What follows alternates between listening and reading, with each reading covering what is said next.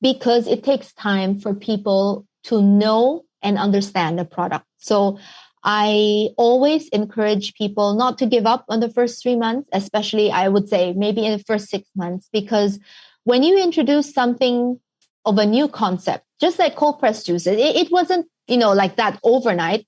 It took time. And eventually the people who understood it, they kept coming back. And that's how the juices grew.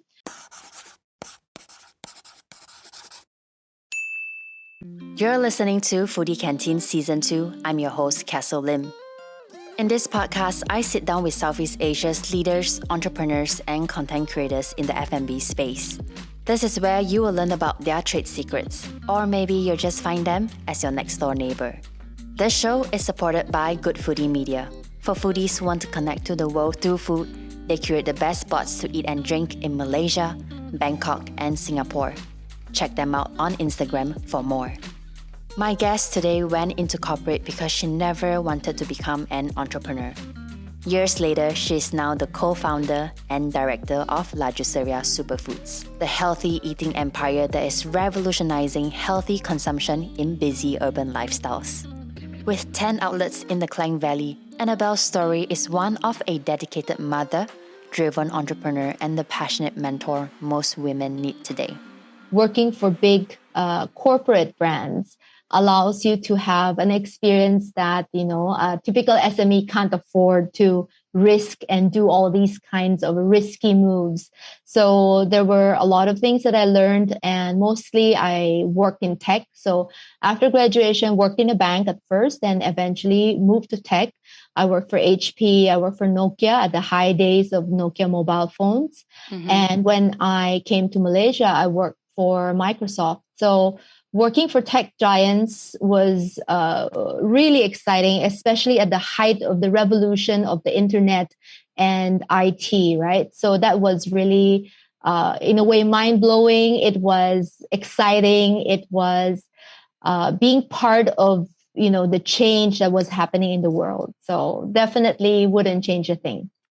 And after some good 12 years, what made you decide to give that up and start your own business?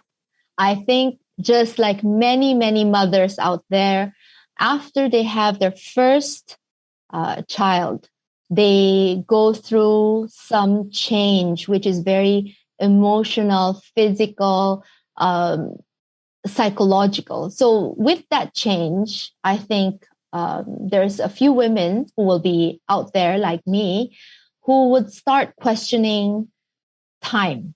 They start questioning purpose. They start questioning what's next. So that really gave me a perspective of the next chapter. So the first chapter was corporate life, being part of something big. And after I had my daughter, I realized that, you have this person who's relying on you and who will need your time. And I realized that if I went back to corporate and stayed there and climbed, the ever growing ladder, yeah. I won't have that time with her. So I decided that if this is not where I want to be, then I should stop at this point. So that makes you brave. I think becoming a mother makes you very brave in many, many ways. And that prompted me to leave, take a 2 years sabbatical in a way, like 2 years of reflection, did odd jobs here and there. And eventually that's, the moment that you start to discover what you want to do. And that's how I started Juiceria eventually. Wow. Tell us more about your self-discovery period. Like what did you do most days? How do you feel? What did you find out about yourself? Definitely a lot of discoveries of self because there's a lot of time for yourself. Unlike when you're working, you're always busy for somebody, right? Busy for the schedule, for the meetings, for the colleagues, for the numbers that you have to chase. But suddenly, after I left Microsoft, it was just me, Anabelle, housewife, right? Housewife, a mother. And there was a lot of time for self-reflection. And it can be lonely because At that time, my daughter was 1. I had a helper who was with me. And I used to have, adult conversations, really intelligent ones. And suddenly you see all your friends go by doing the same busyness while you have all the time in the world. But using that time, you also discover many things that you wanted to do. And you discover that, oh, I've got time for baking now. I've got time to exercise every day. So you pick yourself up, you look at the opportunity that you have on hand, and you get going. You get discovering, doing all sorts of things that I would never do on a normal day because I was busy at work. So I would say that it's lonely, but it is full of discoveries. And sometimes being alone and having moments of reflection allows you to understand yourself better. And if I didn't have that 2-year break, I wouldn't have started La Juiceria. So I do recommend, reflective moments, even if it's not a 2-year break like mine. Even a 10 minutes meditation is your time, right? It's your time to rethink what has happened the day before and how you want your day to kind of unfold for the day. So highly recommended. Like you said, you started La Juiceria when you were done with your self-discovery period. That was back in 2013. Before the healthy eating trend became mainstream, how did this idea come about? So anything that happens in the States happens very quickly in Manila, back home. So I was pregnant. That time I was pregnant with my son. So he's my second child. And the whole revolution of juice cleanses, blueprint, all of this was starting to unfold in the States. And in Manila, a couple of entrepreneurs also started the same thing. And when I looked around, I saw that there wasn't really a strong player in Malaysia. Mm-hmm. And I was so excited. I wanted to start a company. I started doing my research, all the testing, all the recipes.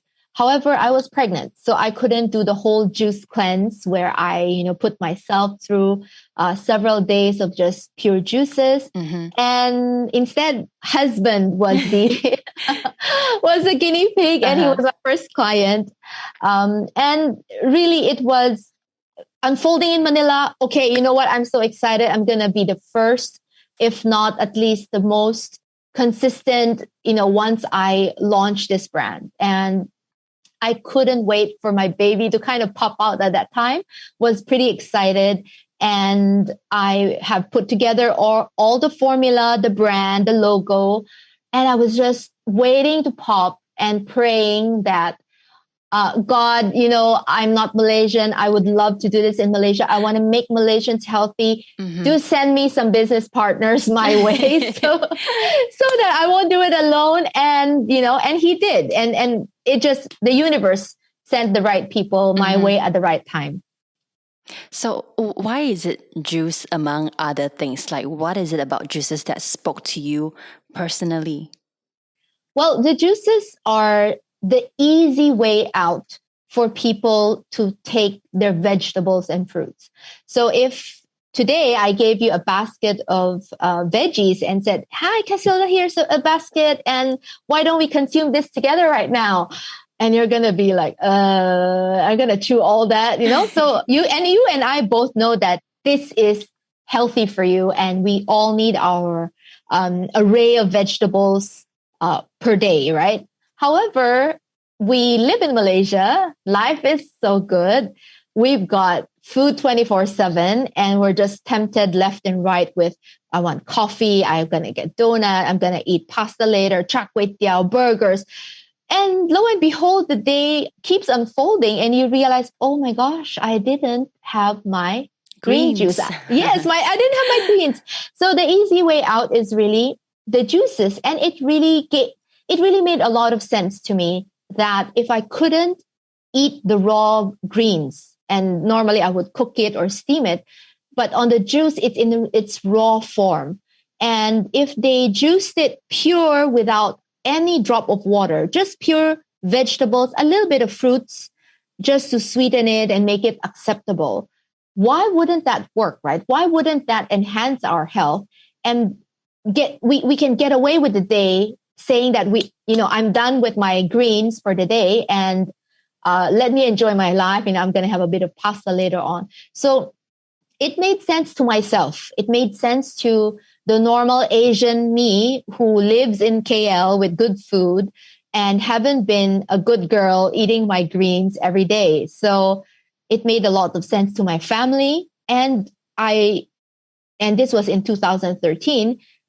I looked at the statistics and Malaysia was at the highest obesity rate in Southeast Asia, as well as diabetes. So if the fact of the matter is there is a problem of health and health related issues that can be solved by eating better, why not juice, right? It's easy to consume. So back to that basket, if I brought it to you, you would struggle to finish it by the end of the interview. But if I gave you a bottle of green juice, which was squeezed out of a basket full of green vegetables, and I said, Casil, look, you got to drink this. And, you could down the whole thing within a minute and you'll be done for the day, 7 vegetables. So it made a lot of sense in terms of adults like us. It made a lot of sense for kids. Like at that time, my daughter was already 3. My son, started to drink juices as well. So why not for Malaysians, right? Why not for the people out there? And so that was how it all started. And that's how it kind of grew on its own. And that's why juice is a well understood theme. I think when I was young, that was many, many years ago, juice was already invented. It's not a new technology. It's just that the way that they extracted the juice has changed. That was Anabelle. You're listening to Foodie Canteen. When we come back, more on what are cold-pressed juices and the secrets to La Juiceria's success. This show is supported by Good Foodie Media. For foodie who wants to connect to the world through food, that's where you go. Find Penang Foodie, KL Foodie, Halal Foodie, and Singapore Foodie on Instagram. They curate the best spots to eat and drink in these cities. Juices has been around for, I would dare say, a lot of more than a decade. But the cold press technology came about only maybe a decade ago when they use it for juice. So this technology has been around. I'm sure they've used it for cold pressing, let's say olive oil, right? They don't want the oil to be heated. So that method has existed, but they created this for the juices. And they realized that if you juice vegetables using the cold press method, there is less oxidation because in our old way of juicing, which was our centrifugal juicer, which is very noisy, very high speed, it kind of burns a little bit of the nutrients that are already in there because of the speed of how it is how it is created. And so the cold press is the opposite of that, which is literally squeezing the juice out of anything that is a vegetable that could have essence in it. And if your hand could be capable of juicing it out, it would have come out. But, we need special equipment. And these equipments will squeeze it very slowly in a method that has no heat involved. So hence the word cold pressed. There's no heat. It's cold. And then it's pressed instead of really sliced and diced, with a very sharp item. And they've seen how the essence or the structure of the juice has stayed intact in terms of nutrients much better than the other methods.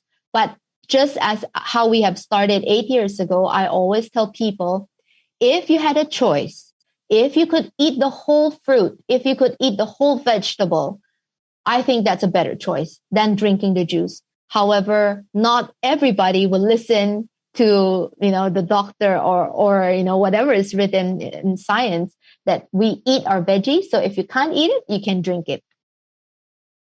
How do you ensure the tastiness of the drinks despite them consisting, like you said, mostly healthy ingredients, a basket of greens that most Malaysians like me had a hard time like chucking it down? And you guys have ingredients that don't necessarily taste good when it's raw, like ginger and turmeric. Yep. And those things are superfoods, right? Those things are what the body is craving for, except that if you ate it raw, I don't think you can chew on a ginger, or, maybe some of the old people like chewing on ginger, but bentong ginger is fiery. Turmeric is like staining everywhere. But these ingredients are what has been handed down for generations that has helped, your tummy, help digestion. And what we did was we experimented with certain flavors. And I always believe that just like cooking, the chefs have magically turned ingredients into something of an elevated form. They've really enhanced it. The juice is the same thing. Working with a couple of nutritionists as well as a bit of R&D and a lot of juice later on, drank a lot of juice. We finally came up with the first 6. After the first 6, there was the first 12. After the 12, there was 18. So it was really experimenting with what Malaysians would accept, would enjoy. And there are several types of people, right? Some who are the hardcore healthy people. They want the really green one with the really low calorie, while the others would be, green's not my color. I'd try the orange carrot because at least I understand what orange is. And the carrot is sort of hidden under the orange flavor. So we've got all types of juices that can accommodate, in a way, young, old, all kinds of tastes. So that was how we kind of created it to allow more and more people to try. So a lot of R&D, a lot of experimenting. Some people might say that juices are just another trend. But La Juiceria has not only managed to stick around, it has grown through the years with multiple outlets. What do you think is the secret, and can you tell us that? The secret, you see, the secret is not so secret, because if you did follow a lot of entrepreneurship sites on Instagram or books, thousands of books have been written on that. It's very simple. We just keep showing up every day, keep evolving the brand. We keep updating things that we could improve. We keep in touch with customers. We keep innovating the products. And really, I feel like sometimes it's as if, you're like a dog chasing your own tail, right? It's not really about competing with others. When we opened cold pressed juices, there were several brands that opened. When we opened salad bars, several brands have opened as well. To me, it's a signal that the community and the economy is ready for healthy and healthier food. But the real chase is not about what others are doing, but what you are doing as a brand.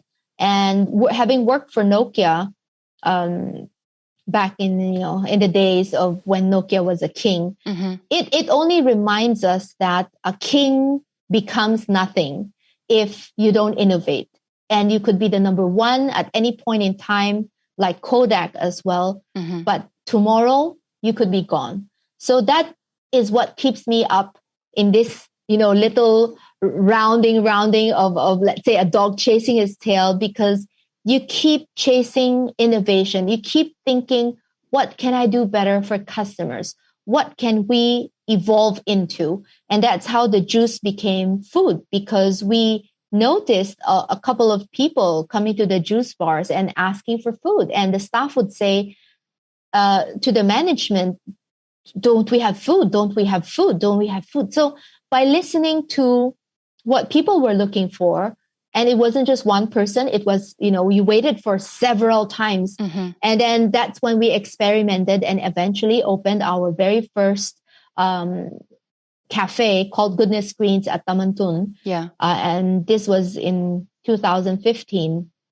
We tried. And the first 3 months of that Goodness Greens, was terrible. It was so bad that, you could hear, literally, you could hear the banana rot because people didn't understand the concept at first. So, but then you said that customers were coming and asking if there's food, and it's like a proven theory. So you receive this questions, and then you turn it into a business, but it still didn't work in the first few months. Why? Because it takes time for people to know and understand the product. So I always encourage people not to give up on the first 3 months, especially I would say maybe in the first 6 months, because when you introduce something of a new concept, just like cold pressed juices, it wasn't, like that overnight. It took time. And eventually the people who understood it, they kept coming back. And that's how the juices grew. And after you listened that they wanted food, you started to create a place where you could have food, but not everybody knows. Not everybody understood what we sold. And of course, as you have created a new product, you also tweak it along the way because we have to be realistic. I'm Asian, you're Asian. We love our rice. We love our carbs. Yes, we do eat salad, every now and then, depending on who you are. I do know some people who can eat salad every day. I can't. I still have to have my carb fix. Mm-hmm. So we eventually try to understand what customers want and what we could convey as something healthier as an option. And so after 3 months of quietness and uncertainty, we kept at it. We kept talking about it. We did the marketing. We invited people to try. And the 4th, 5th, 6th month after that was amazing after. So sometimes you need patience. You need to make sure that you don't lose that faith that you are doing something great for the community. It's not something that is shameful or illegal. It's look, you want to be healthy, we're going to be here. You want to be healthy, we're going to have a brand. You want to be healthy, we're going to be available for takeaway and for dine-in. So we held on to that, and eventually Goodness Screens worked out so well that by the time we opened the second one, we reconvened and said, if we were going to grow more of these, are we going to call it Goodness Screens? And Goodness Screens was our number one juice. That's why we named it Goodness Screens. And in the end, we said, look, we called ourselves Superfoods in our registration, company registration. It was registered as Juiceria Superfoods. But we already thought of it. I mean, wow. How can we not have seen it? So it was like a revelation. So, so the moment we opened number 2 and number 3, we said, look, we just got to call it Juiceria Superfoods. This is how it's going to be. Mm-hmm. And so we opened number 2, number 3, number 4, number 5. And only now in 2021, in the middle of the pandemic, we brought down finally the signboard of Goodness Screens, and we put back up Juiceria Superfoods. So now all of it is aligned. We have 10 outlets running at this point in time. And and so that's how we evolved. And I don't know how many menus we have changed, how many new recipes we've introduced, but that's the effect of us trying to keep evolving to ensure we maintain excitement, maintain quality, maintain getting new people like you, young people. The older people will be, look, I've got high cholesterol. I think I got to eat superfoods. But how do I entice people like you, right? Like people who have just come back home from overseas, young people who just came out from school and joining the new generation of workers and professional workers. So that's what keeps us busy. And how do we stay relevant? I mean, it's been a few years now since 2013. How do you think your thought as a business person has changed, like compared to when you were working for big tech companies to from a startup to now like 10 outlets across Kuala Lumpur? What's your thoughts now? As a worker, as a professional worker, you are very proud of working for companies that really stand out and you're proud to give your name card. You're proud to say, I'm part of this group. You're happy to make decisions together with the management. However, the tables change the moment you become Anabelle La Juiceria. And at that time, Malay, if I gave my card to a Malay, he would say La Juiceria. Mm-hmm. If I gave it to a Chinese, they would say La Juica, you know? Mm-hmm. So suddenly it was like, did I name it correctly? Do the Malaysians get it? How do I do this? How do I do this? So suddenly there's no confidence in the first few, I would say in the first few months, you are finding yourself. You're finding the culture of the company. You're finding the foothold of where you're going to go. Unlike working for the big companies, they've sorted that out. All you needed to do is report for work. I've got a name card that says Anabelle and I'm from Microsoft. I work at the Twin Towers. Everyone knew where that was. Yeah. But the moment you create your own thing, you are the only number one salesperson of any company you will create. So remember that you could hire people, you could have investments from people, and you could have money, but nobody will be a better salesman than yourself, than your partners, than the co-founders, because all of you speak the same language with the same hope, with the same dreams, with the same passion. It will always be within, very different from an employee who, they will speak the same language. They may say the same thing, but the thought process might be different. So I try my very best to explain my decision making to at least my marketing team so that they could understand and make the same decisions the way I do it. Because one day I hope for them that they become entrepreneurs in their own way, whether as an entrepreneur mindset working for other people or on their own journey, maybe years from now, they become entrepreneurs. I think that showing up to work really happy to contribute is a big thing. So that's one thing that I've seen across, despite working for big companies and, having our own little company as a startup, showing up every day with gratitude that I'm going to do this. I'm going to contribute. I'm going to make the most out of today because I can do it. So I think if you have gratitude and you have this passion for living life at that moment, right? That one day where you could drive to work, listen to your music, contribute in a team, do whatever you can because physically you are capable of doing it and ending the day safely at your home. That's more than many people can ask for. So that's something that I would say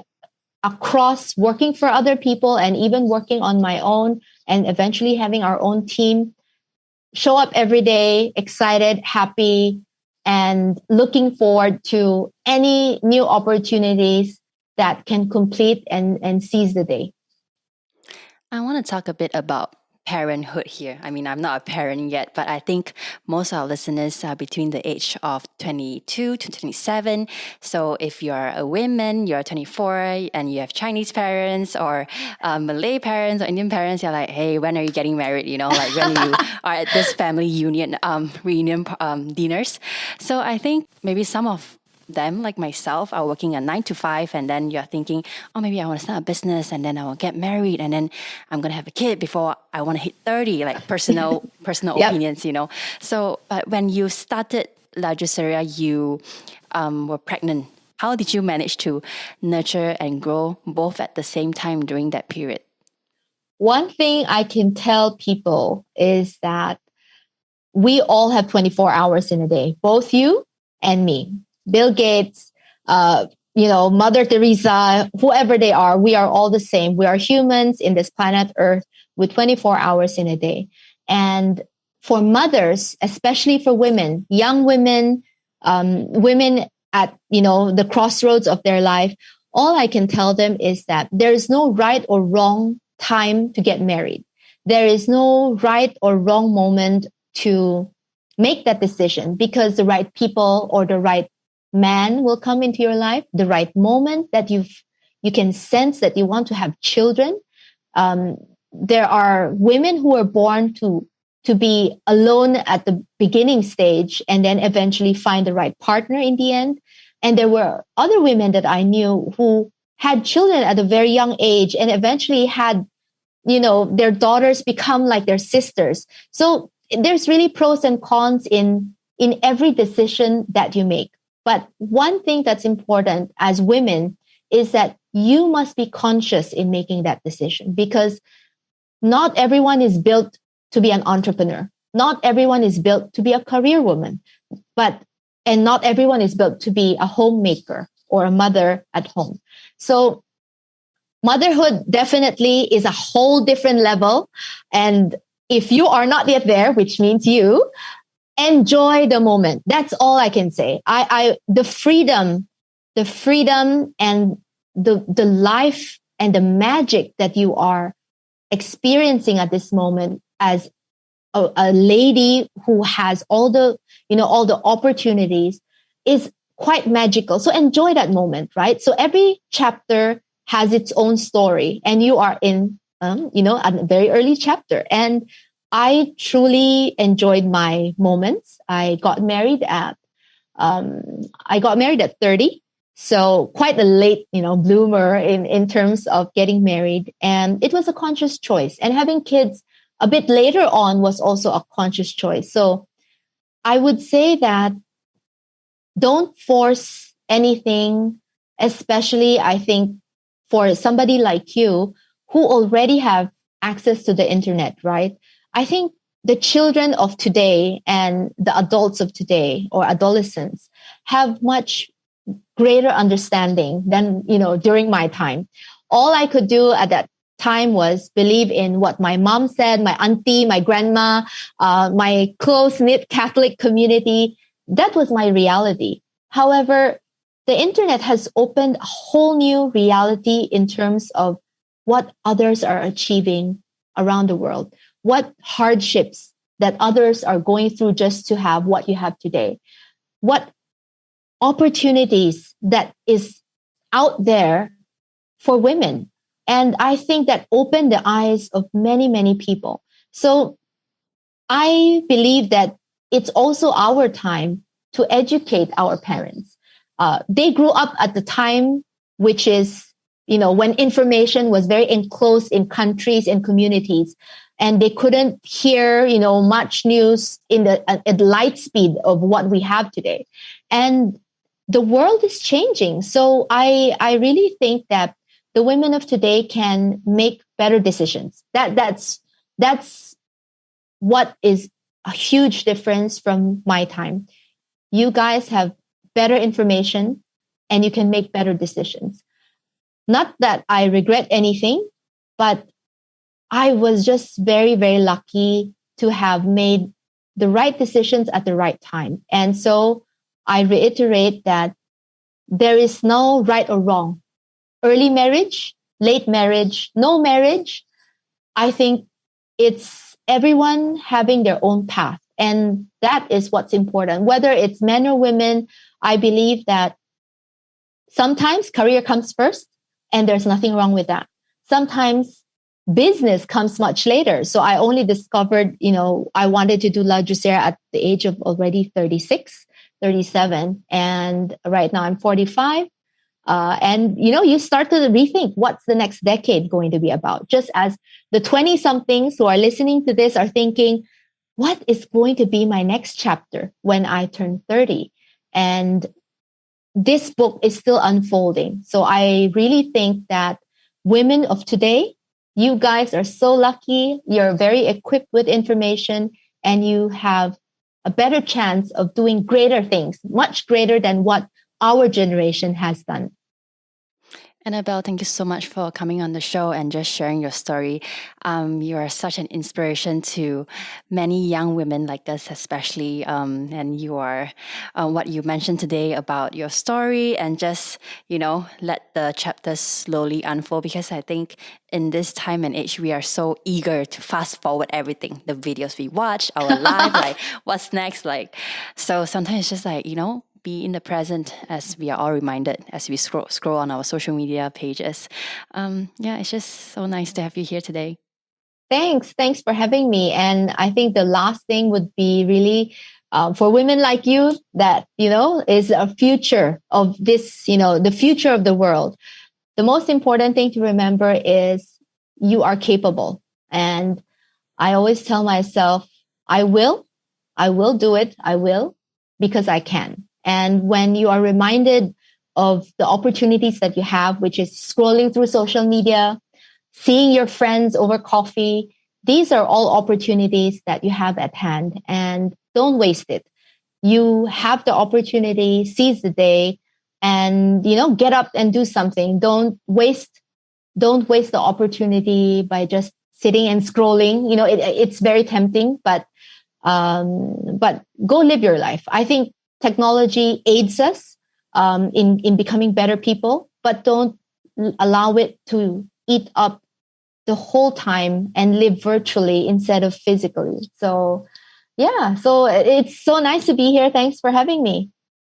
As I ended the recording, we both eased into our chairs. With the cameras no longer rolling, Anabelle spoke spontaneously about the rush and the pressure of chasing timelines and milestones. Here's what she said. Really, there's no rush. I think we always put a timeline to ourselves because we're 26, close to the 30. Yes. We're 36, close to the 40. It's a mindset, right?